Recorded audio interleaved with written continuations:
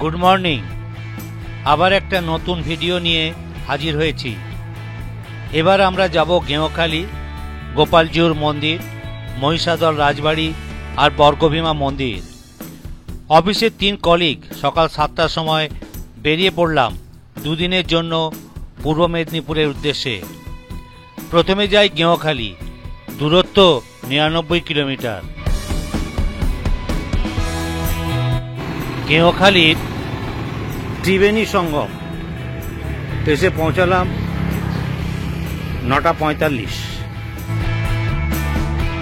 গেঁওখালির ত্রিবেণী সঙ্গম tourist কমপ্লেক্সে আমাদের কোনো অ্যাডভান্স বুকিং ছিল না। ওখানে গিয়ে জানতে পারলাম অনলাইনে বুকিং ছাড়া কোনো রুম পাওয়া যাবে না। আমরা ওখানে বসেই অনলাইনে একটা রুম বুক করি। ত্রিবেণী সঙ্গম ট্যুরিস্ট কমপ্লেক্সে গ্রাউন্ড ফ্লোরে 4টি রুম, ফার্স্ট ফ্লোরে 4টি রুম আর 4টি টেন্ট আছে।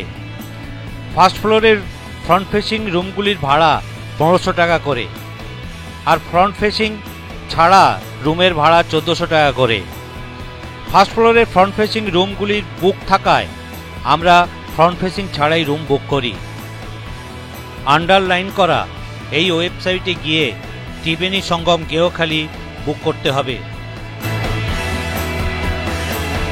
ত্রিবেণী সঙ্গমে গেঁওখালিতে আমরা এলাম। এই এদের রুম, 1400 টাকা ভাড়া, AC room, free wifi, extra cord নিলে আরও 300 টাকা। আমরা 3 জন আছি।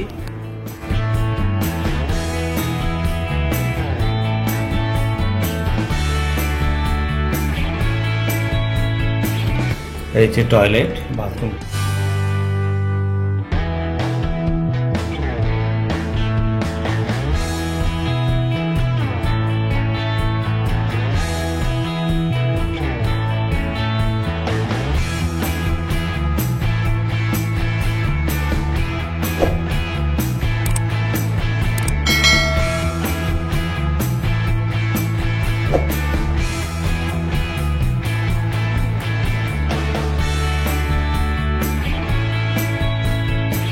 আমরা গেঁওখালিতে একটা গাড়ি নিয়ে আসি। সলভ থেকে ন্যাশনাল হাইওয়ে 16 ধরে কোলাঘাট পেরিয়ে বাঁদিকে দীঘা যাওয়ার রাস্তা ধরি। তারপর নন্দকুমার থেকে আবার বাঁদিকের রাস্তা ধরে গেঁওখালি এসে পৌঁছাই। দূরত্ব প্রায় 99 কিলোমিটার। এছাড়াও হাওড়া থেকে হলদিয়াগামী ট্রেনে সতীশ সামন্ত হল্টে নেমে টোটো করে গেঁওখালি বাজার যেতে হবে। ভাড়া নেবে মাথাপিছু 15 টাকা করে। আর গেঁওখালি বাজার থেকে টোটো ধরে ত্রিবেণী সঙ্গম যেতে ভাড়া নেবে মাথাপিছু 10 টাকা করে। আর কলকাতার দিক থেকে যদি কেউ আসেন, নূরপুর থেকে লঞ্চ পেরিয়ে গেঁওখালি আসতে পারেন।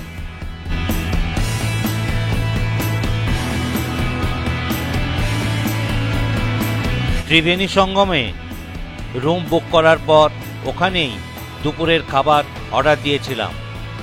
তাই সময় মতো দুপুরের আহার সেরে কিছুক্ষণ রেস্ট নিয়ে বিকালে গেঁওখালি ঘুরে দেখার জন্য বেরিয়ে পড়লাম। একটা টোটো 200 টাকা দিয়ে ভাড়া করি গেঁওখালি ঘোরার জন্য। প্রথমে যাই নাটসাল শ্রী শ্রী রামকৃষ্ণ আশ্রম।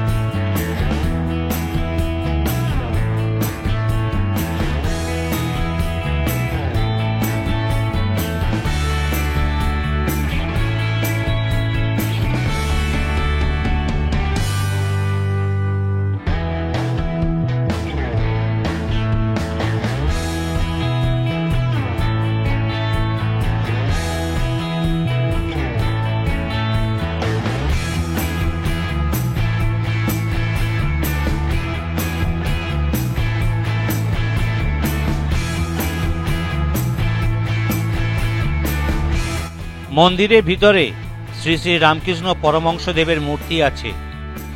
মন্দিরের চারপাশে ফুলের বাগান, পরিষ্কার পরিচ্ছন্ন এবং সুন্দরভাবে সাজানো। আশ্রম কম্পাউন্ডের ভিতরে শ্রী শ্রী রামকৃষ্ণ অবৈতনিক প্রাথমিক বিদ্যালয় আছে, যেটি 1922 সালে স্থাপিত।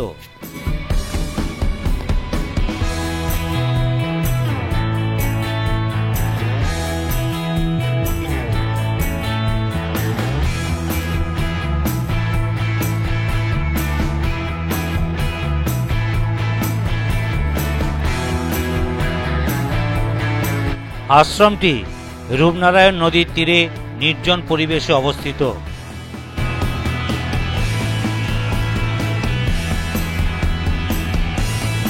এই হচ্ছে গেঁওখালি লঞ্চঘাট, এইখান থেকেই নূরপুর যাচ্ছে, আর এদিকে গাদিহারা। গেঁওখালি পশ্চিমবঙ্গের পূর্ব মেদিনীপুর জেলার মহিষাদল ব্লকের একটি গ্রাম এবং দর্শনীয় পর্যটন স্পট। এটি কলকাতার 130 কিলোমিটার দক্ষিণে হুগলি, রূপনারায়ণ এবং দামোদর নদীর সঙ্গমস্থলে অবস্থিত।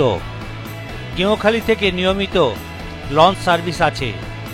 নদীর অপর পারে বাঁদিকে হাওড়া জেলার গাদিয়াড়া ও ডান দিকে দক্ষিণ 24 পরগনা জেলার নূরপুরের সাথে সংযুক্ত।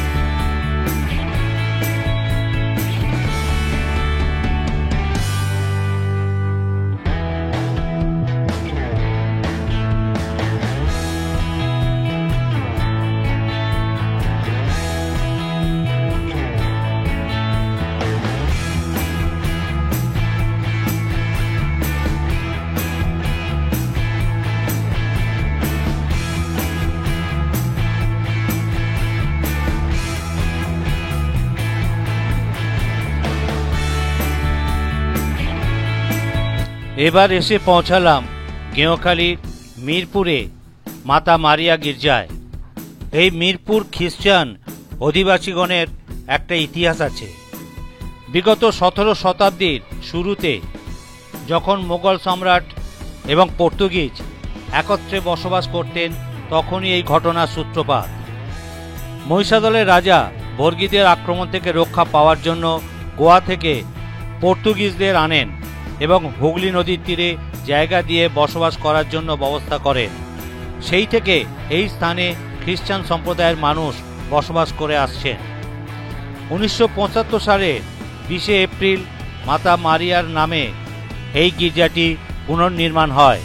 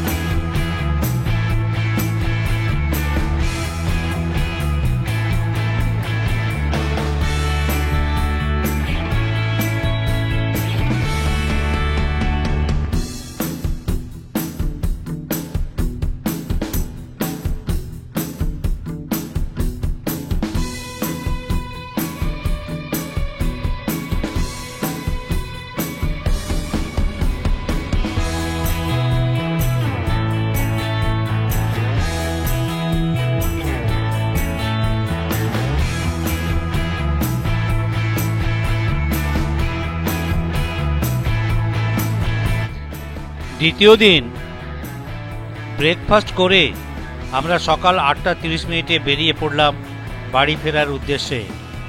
আমাদের টার্গেট ফেরার পথে মহিষাদলে গোপালজিউর মন্দির, মহিষাদল রাজবাড়ি এবং বর্গভীমা মন্দির দেখে বাড়ি ফিরব।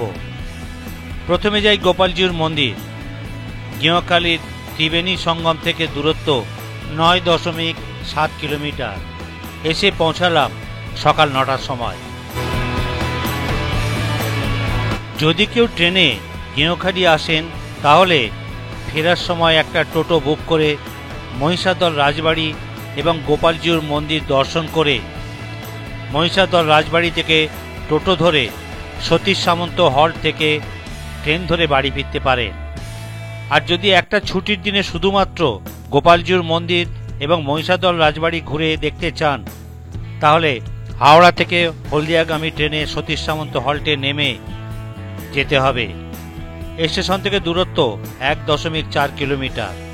ফেরার সময় একইভাবে সতীশ সামন্ত হল্ট থেকে ট্রেন ধরে আপনারা বাড়ি ফিরতে পারবেন।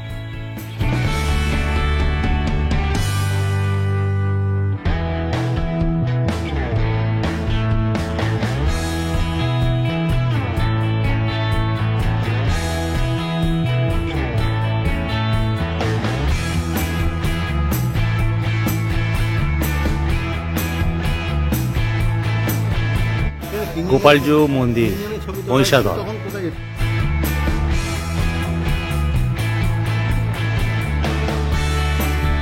এই মন্দিরটি শ্রী শ্রী জগন্নাথ দেব, বলভদ্র দেব ও সুভদ্রা দেবীর মন্দির। রঙ্গিবসান প্রাসাদের কাছেই রাজ পরিবারের তৈরি গোপালজিউর মন্দির। মহিষাদলের রানী জানকী দেবী 1778 সালে এই মন্দির তৈরি করেছিলেন।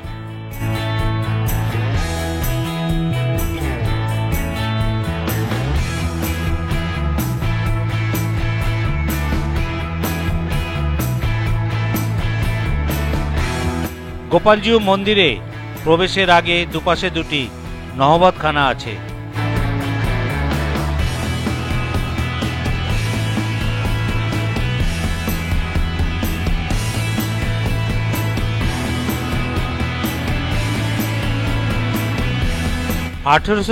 সালে রাজা জগন্নাথ গর্গের আমলে নির্মিত হয় এই রঙ্গিবসান রাজপ্রাসাদ। এই প্রাসাদে 35 থেকে 40টি বিশাল কক্ষ আছে।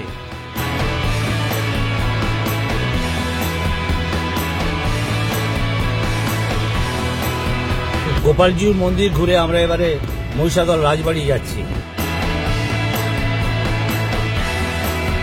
এটা হচ্ছে বিদ্যাসাগরের স্ট্যাচু।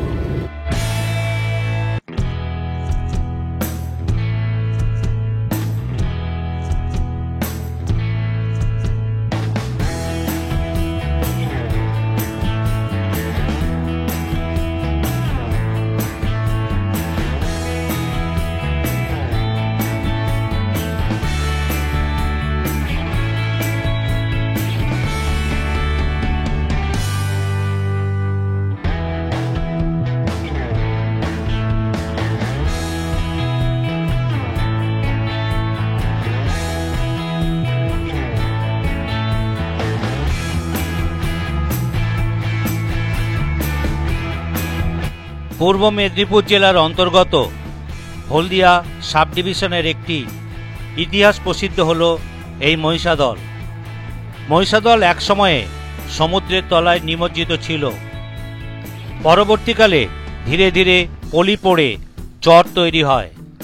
সমুদ্র গর্ভ থেকে মাথা চাড়া দিয়ে ওঠে আজকের মহিষাদল। 7ম শতকের শুরুতে হিউয়েনসাংয়ের বিবরণ থেকে এখনকার মহিষাদলের এক সময়ে সমুদ্র গর্ভে অবস্থানের সাক্ষ্য প্রমাণ পাওয়া যায়। মহিষাদলের নামের উৎপত্তি নিয়ে সাধারণভাবে 3টি মত প্রচলিত আছে। কেউ বলেন এই দ্বীপটির আকার ছিল মহিষের মতো, আবার কারোর মতে এই দ্বীপে প্রচুর বুনো মোষ দেখা যেত। অন্য একটি সূত্র অনুযায়ী মাহিষ্য জাতি থেকে এই জায়গার নাম হয় মহিষাদল। মহিষাদলের নাম উঠলেই প্রথমে মহিষাদল রাজবাড়ির কথা মনে আসে। মহিষাদলের প্রথম রাজা কল্যাণ রায়চৌধুরী ১৬৫৩ সালে এই মহিষাদলে রায়ত্ব করেছিলেন। ষষ্ঠদশ শতকে উত্তরপ্রদেশ থেকে জনৈক জনার্দন উপাধ্যায় ব্যবসার জন্য মহিষাদলে আসেন এবং কল্যাণ রায়চৌধুরীর থেকে মহিষাদলের স্বত্ব কিনে তিনি নতুন রাজা হন। আধুনিক মহিষাদলকে গড়ে তোলার পিছনে যার ভূমিকা সর্বাধিক তিনি হলেন রাজা দেবপ্রসাদ গড়। মহিষাদল রাজবাড়ি বহুদিন ধরেই চলচ্চিত্র নির্মাতাদের কাছে অত্যন্ত পছন্দের। ১৯৭৫ সালে সৌমিত্র চট্টোপাধ্যায় ও সুচিত্রা সেনের অভিনীত দত্তা, ২০১৩ সালে তাপস পাল, অঙ্কুশ ও নুসরতের অভিনীত খিলাড়ি এবং ২০১৪ সালে কোয়েল মল্লিক অভিনীত অরুন্ধতী সিনেমার শুটিং হয়েছিল এই মহিষাদলের রাজবাড়িতে। রাজবাড়ির সংগ্রহশালার ভিতরে ফটো তোলা নিষেধ, সেই জন্য আমরা সংগ্রহশালার ভিতরের কোনো ছবি আপনাদের দেখাতে পারলাম না। এই সংগ্রহশালার ভিতরে রাজপরিবারের ব্যবহৃত নানা সামগ্রী, তৈলচিত্র এবং শিকার করা বিভিন্ন পশু পাখি যত্ন সহকারে রাখা আছে।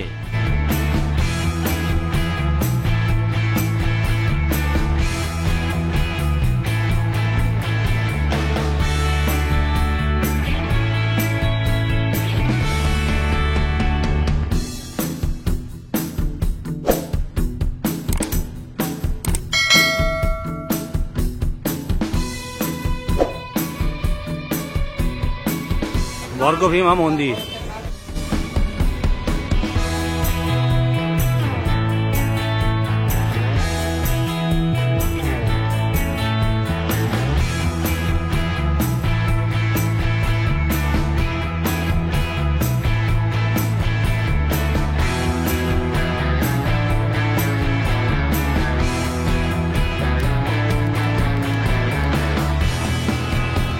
এবার আমরা এসে পৌঁছালাম বর্গভীমা মাতার মন্দিরে।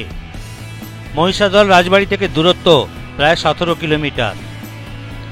৫১ পীঠের মধ্যে তমলুকের বর্গভীমাও একটি পীঠস্থান। পীঠ নির্ণায়ক তত্ত্ব অনুযায়ী এটি ৫১ পীঠের প্রথম পীঠ।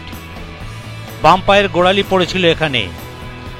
দেবী কপালিনী ও ভৈরব সর্বানন্দ। এই মূর্তির গঠন উগ্রতারা মূর্তির মতো। স্থানীয় লোকেরা এই মন্দিরে দুর্গাপূজা, বাংলা নববর্ষ এবং কালী পূজা উপলক্ষে বিশাল উৎসব উদযাপন করে। দেবীর প্রসাদ হিসাবে এখানে শোল মাছ রান্না বাধ্যতামূলক। দুর্গাপূজার সময় মহা ধুমধাম সহকারে ষোড়োপচারে পূজা করা হয়। বলির আচারটি এখন বাতিল করা হলেও মহা অষ্টমীর লগ্নে বলিও দেওয়া হয়। প্রতিদিন প্রহরে প্রহরে ভোগ দেওয়া হয়। এছাড়া বিবাহ, অন্নপ্রাশন, উপনয়ন এইসব বাঙালি অনুষ্ঠান এই মন্দিরে মহাসমারোহে উদযাপিত হয়।